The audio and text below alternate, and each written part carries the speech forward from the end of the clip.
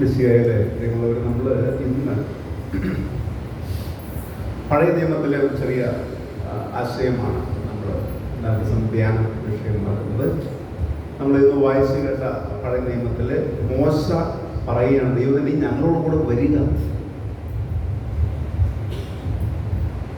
അപ്പോൾ അത് നമുക്ക് കേൾക്കാം. അത് വായിച്ചു കേട്ടാൽ ഒന്നുകൂടി മനസ്സിലിരുന്ന് നമുക്ക് വായിക്കാം. മോശ കർത്താവോട് പറഞ്ഞു, ഈ ജനത്തെ നയിക്കുക എന്നത് എന്ന് അങ്ങ് എന്നോട് ആജ്ഞാപിക്കുന്നു, എന്നാൽ ആരെയാണ് എന്നെ കൂടെ അയക്കുക എന്ന് അറിയിച്ചിട്ടില്ല. എന്നിട്ടും എനിക്ക് നിന്നെ നന്നായിട്ട് അറിയാം, നീ എൻ്റെ പ്രീതി നേടിയിരിക്കുന്നു എന്ന് അവിടുന്ന് പറയുന്നു. അങ്ങ് എൻ്റെ ഒരു സംപ്രീതനാണെങ്കിൽ അങ്ങയുടെ വഴികൾ എനിക്ക് കാണിച്ചു തരിക. അങ്ങനെ ഞാൻ അങ്ങയെ അറിയുകയും ഭീതിപ്പെടുത്തുകയും ചെയ്യട്ടെ. ഈ ജനത അങ്ങയുടെ സ്വന്തം ജനമാണെന്ന് ഓർമ്മിച്ചാലും. കർത്താവ് പറഞ്ഞു, ഇവിടെ നമ്മൾ ശ്രദ്ധിക്കണോ, കർത്താവ് അപ്പോൾ എന്താ പറയുന്നത്? ഞാൻ തന്നെ നിന്നോട് കൂടെ വരികയും നിനക്ക് ആശ്വാസം നൽകുകയും ചെയ്യും. പക്ഷെ ഇത് മോശയ്ക്കാണ് വിശ്വാസമാണോ? തൊട്ടടുത്ത സെന്റൻസ് ഇതാണ്. മോശ പറഞ്ഞു, അങ്ങ് ഞങ്ങളോട് കൂടെ വരികയില്ലെങ്കിൽ, നേരെ തിരിഞ്ഞുള്ള സാധനമാണ് മോശ പറയുന്നത്. അങ്ങ് ഞങ്ങളോട് കൂടെ വരികയില്ലെങ്കിൽ ഞങ്ങൾ ഇവിടുന്ന് പറഞ്ഞയക്കണം. അങ്ങ് പോരുന്നില്ലെങ്കിൽ അങ്ങ് എന്നിലും അങ്ങയുടെ ജനത്തിലും സംപ്രീതനാണ് എന്ന് എങ്ങനെ വെളിപ്പെടും? അങ്ങ് ഞങ്ങളോടൊത്ത് യാത്ര ചെയ്യുമെങ്കിൽ ഞാനും അങ്ങയുടെ ജനവും ഭൂമുഖത്തുള്ള എല്ലാ ജനതകളിൽ നിന്ന് വ്യത്യസ്തരായിരിക്കും. കർത്താവ് മോശയോട് പറഞ്ഞു, നീ ആവശ്യപ്പെട്ട ഈ കാര്യം ഞാൻ ചെയ്യും, എന്നാൽ നീ എൻ്റെ പ്രീതി നേടിയിരിക്കുന്നു, നിന്നെ എനിക്ക് നന്നായി അറിയാം.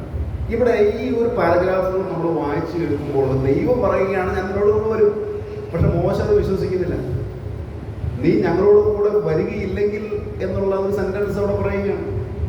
അപ്പോൾ ദൈവം ഉറപ്പിച്ച് പറയുകയാണ്, അല്ല, ഞാൻ നിന്റെ കൂടെ വരും, കാരണം നീ എൻ്റെ പ്രീതി നേടിയിരിക്കുന്നു.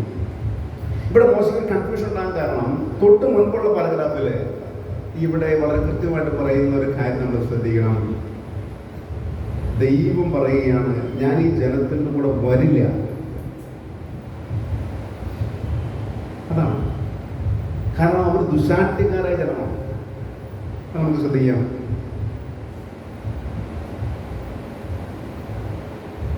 33-ാമത്തെ അധ്യായമുണ്ടോ?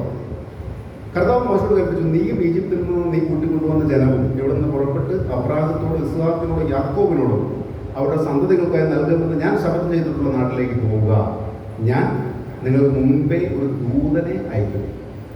കനാൻകാരെയും അമോരിനെയും ഹിത്തിനെയും പെരീസിനെയും ഹിവ്യരെയും ജബൂസിനെയും ഞാൻ ഓടിച്ചു കളയും. അപ്പോൾ നോക്കണം, ചെങ്കടൽ കടന്നപ്പോൾ ദൈവം തന്നെ അവരുടെ കൂടെ ഉണ്ടായി. അവർ മരുഭൂമിയിലേക്ക് വന്നപ്പോൾ അവർക്ക് ഭക്ഷണം ഇല്ലാണ്ടായി കഴിയുമ്പോൾ ഭക്ഷണം കൊടുക്കാൻ മന്ന അവിടുന്ന് ഭക്ഷിച്ചപ്പോൾ ദൈവദൂതനെയല്ല അയച്ചത്, ദൈവം തന്നെയാണ് ഇടപെട്ടത്. വെള്ളം കുടിക്കാനില്ലാണ്ടായി കഴിഞ്ഞപ്പോൾ പാറയിൽ അടിച്ച് വെള്ളം ഉണ്ടാക്കി കൊടുത്തു.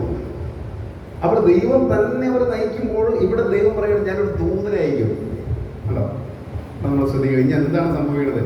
കനാൻകാരെയും അമോരിനെയും ഹിത്തിനെയും പെരീസിനെയും ഹിവ്യരെയും ജബൂസിനെയും ഞാൻ ഓടിച്ചു കളയും. തേനും പാലും ഒഴുകുന്ന നാട്ടിലേക്ക് പോകുവിൻ. ഞാൻ നിങ്ങളോടുകൂടെ വരുന്നില്ല. ഞാൻ നിങ്ങളോടുകൂടെ വരുന്നില്ല.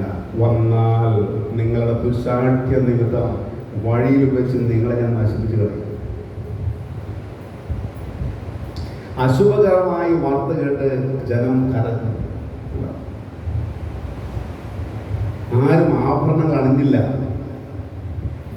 കർത്താവ് മോശയോട് അരുളി ചെയ്തു, നീ ഇസ്രായേലിനോട് പറയുക, നിങ്ങൾ ദുശാഠ്യക്കാരായ ഒരു ജനമാണ്. ഒരു നിമിഷത്തേക്ക് നിങ്ങളുടെ കൂടെ സഞ്ചരിച്ചാൽ മതി, ഞാൻ നിങ്ങളെ നശിപ്പിച്ചു കളയും. നിങ്ങളുടെ ആഭരണങ്ങൾ അഴിച്ചു മാറ്റും. നിങ്ങളോട് എന്ത് ചെയ്യണമെന്ന് ഞാൻ നിശ്ചയിക്കുന്നു. ഹോറേബ് മലയുടെ സമീപത്ത് വെച്ച് ഇസ്രായേൽ ജനം ആഭരണം അഴിച്ചു മാറ്റി. അപ്പോൾ ഇതാണ് അതിൻ്റെ കോണ്ടെക്സ്റ്റ്. അപ്പോൾ ഈ ഒരു സാഹചര്യത്തിൽ മോശം മധ്യസ്ഥം വൈകിയാണ്. മോശ പറയുമ്പോൾ ദൈവത്തിന് ധിക്കരിക്കാൻ പറ്റുന്നില്ല. അപ്പോൾ ദൈവം പറഞ്ഞു, ഞാൻ നിങ്ങളുടെ കൂടെ വരാം. പക്ഷെ മോശയ്ക്ക് വിശ്വാസമാവുന്നില്ല. മോശ പറഞ്ഞു, അങ്ങ് ഞങ്ങളുടെ കൂടെ വരുന്നില്ലെങ്കിൽ എന്നെ പറ്റിക്കരുത്, അങ്ങ് വരണം. അവസാനം ദൈവം പറയുന്നത്, ഞാൻ വരാം. കാരണം എന്താണ്? ജനത്തെ പ്രതിയല്ല, മനസ്സായ പ്രതിയാണ്. ആരെ പ്രതിയാണ്? എന്താണ് ഇത്രയും കൃത്യമായിട്ട് ഞാൻ പറഞ്ഞിട്ട് നിങ്ങൾ എന്താണ് ഇങ്ങനെ വിളിച്ചിരിക്കുന്നത്? ആരെ പ്രതിയാണ്? മോശയെ പ്രതി. കാരണം എന്താണ്? നീ എൻ്റെ പ്രീതി. പ്രിയമുള്ളവർ, ജന നേതാക്കൾ ഇങ്ങനെയായിരിക്കണം.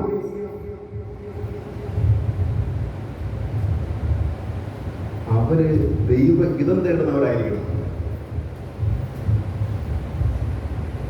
അങ്ങനെയുള്ളവർക്ക് ജനത്തെ ഒരുമിപ്പിച്ച് കൊണ്ടുപോകാൻ പറ്റും. ഇതാണ് നമ്മൾ മനസ്സിലാക്കേണ്ട ഒരു കാര്യം. ജീവിതത്തിൽ പ്രതിസന്ധികൾ ഉണ്ടാകുമ്പോൾ നേതാക്കൾ ദൈവത്തോട് ആരായണം. ദൈവമേ എന്താ ചെയ്യേണ്ടത്? കാരണം ദൈവ ജനത്തെയാണല്ലോ ഞങ്ങൾ നയിക്കുന്നത്. അതാണ്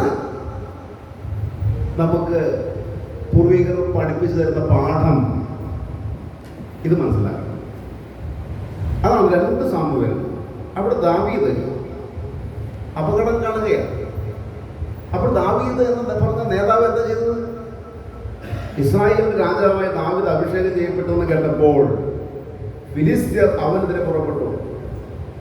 അത് കേട്ട് ദാവീദ് കോട്ടയ്ക്കുള്ളിൽ അഭയം പ്രാപിച്ചു. പെട്ടുകൊണ്ടാണേ ഫിലിസ്ത്യർ റഫായിം താഴ്വരയിൽ പാളയം അടിച്ചു. ദാവീദ് കർത്താവിനോട് ആരാഞ്ഞു. കണ്ടോ, ഇതാണ് വചനം. എന്താണ് സംഭവിച്ചത്? ദാവീദ് കർത്താവിനോട് ആരാഞ്ഞു. ഈ മനുഷ്യനെ പറ്റിയാണ് ദൈവം പറയുന്നത്. ദൈവത്തിന്റെ ഹൃദയത്തിലാണ് ഈ മനുഷ്യനെന്ന്. പ്രതിസന്ധി ഘട്ടങ്ങളിൽ നേതാക്കൾ ചെയ്യേണ്ട കാര്യം എന്താണ് എന്ന് വളരെ കൃത്യമായിട്ട് വചനം പറയുന്നു. ഫിലിസ്ത്യർക്കെതിരെ ഞാൻ പുറപ്പെടണമോ? അവരെ അങ്ങ് എന്റെ കയ്യിൽ ഏൽപ്പിച്ചു തരുമോ? പുറപ്പെടുക. ഫിലിസ്ത്യരെ തീർച്ചയായും ഞാൻ എന്റെ കയ്യിൽ ഏൽപ്പിക്കും. കർത്താവ് ദാവീദിനോട് അരുളി ചെയ്തു. ദാവീദ് പാൽപരാസിമിൽ വെച്ച് അവരെ തോൽപ്പിച്ചു.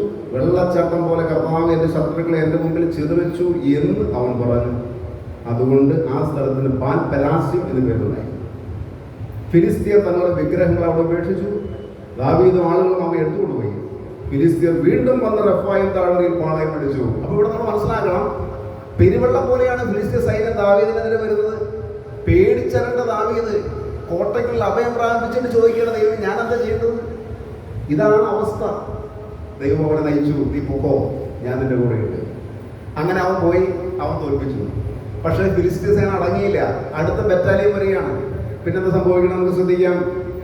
അവർ വീണ്ടും വന്നു. ഫിലിസ്ത്യർ വീണ്ടും വന്ന് റഫായിം താഴ്വരയിൽ പാളയം അടിച്ചു. ദാവീദ് കർത്താവോട് ആരാഞ്ഞു. കണ്ടോ, ദാവീദ് കർത്താവോട് ആരാഞ്ഞു. അപ്പോൾ അവിടെ അരുളി ചെയ്തു, നീ നേരെ ചെന്ന് ആക്രമിക്കരുത്, വളഞ്ഞു ചെന്ന് ബൾസാ വൃക്ഷങ്ങൾക്കെതിരെ വെച്ച് പിന്നിൽ കൂടെ ആക്രമിക്കുക. ബൾസാ വൃക്ഷങ്ങൾക്ക് മുകളിൽ അണിനീങ്ങുന്ന ശബ്ദം കേൾക്കുമ്പോൾ കടന്നാക്രമിക്കുക. ഫിലിസ്ത്യ സൈന്യത്തെ തകർത്ത് കളയാൻ കർത്താവ് കൽപ്പിച്ചതുപോലെ ദാവീദ് ചെയ്തു. ഗേബ മുതൽ ഗേസർ വരെ ഫിലിസ്ത്യരെ തുരത്തി. പ്രിയമുള്ളവരെ, ഇതാണ് ദാവീദ്. ഇതാണ് ഒരു നേതാവ്.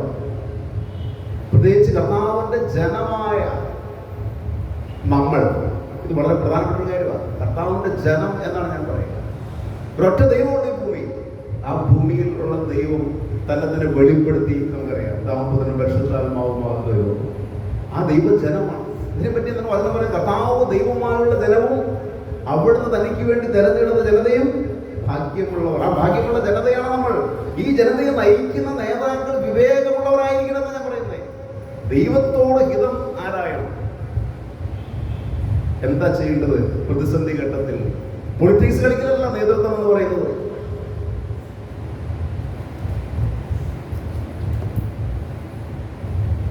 പ്രിയമുള്ളവരെ, ഈ ഒരു കാര്യം ഞാൻ പറയുമ്പോഴും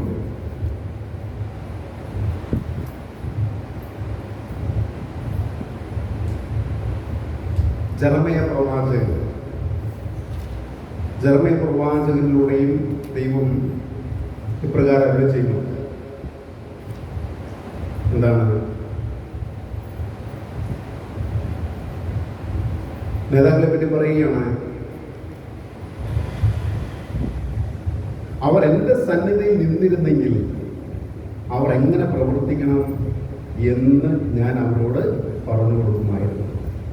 അപ്പോൾ ഈ ഒരു ഭാഗം പറഞ്ഞുകൊണ്ട് ഞാൻ അവസാനിപ്പിക്കുകയാണ്. നേതാക്കൾ എങ്ങനെയാകണം എന്ന്. ഇനി നേതാക്കളെ പറ്റിയുള്ള ദൈവത്തിന്റെ സ്വപ്നം എന്താണ്, അതും കൂടി പറഞ്ഞുകൊണ്ട് ഞാൻ അവസാനിപ്പിക്കുകയാണ്. നേതാക്കളെ പറ്റി ദൈവം പറഞ്ഞ പ്രകാരമാണ് എന്താണ്? എനിക്ക് ഇഷ്ടപ്പെട്ട ഇടയന്മാരെ ഞാൻ നിങ്ങൾക്ക് തരും. അവർ ജ്ഞാനത്തോടും വിവേകത്തോടും കൂടി നിങ്ങളെ പാലിക്കും. ഇതാണ് ഒരു നേതാവിനെയും പ്രതീക്ഷിക്കുന്നത്. എന്താണ്? അവർ ജ്ഞാനത്തോടും വിവേകത്തോടും കൂടി നിങ്ങളെ പാലിക്കും. ഈ ഒരു നേതൃത്വം നമ്മുടെ സഭയിലും സമൂഹത്തിലും ഉണ്ടാകണം എന്ന് ദൈവം ആഗ്രഹിക്കുന്നുണ്ട്. അല്ലെങ്കിൽ സംഭവിക്കാം, നേതൃത്വം തന്നെ ജനതകൾ ചിതറിക്കപ്പെടുന്നതിന് ഇടയായിട്ട് മാറാം. അതും നമ്മൾ വചനത്തിൽ കാണുന്നുണ്ട്.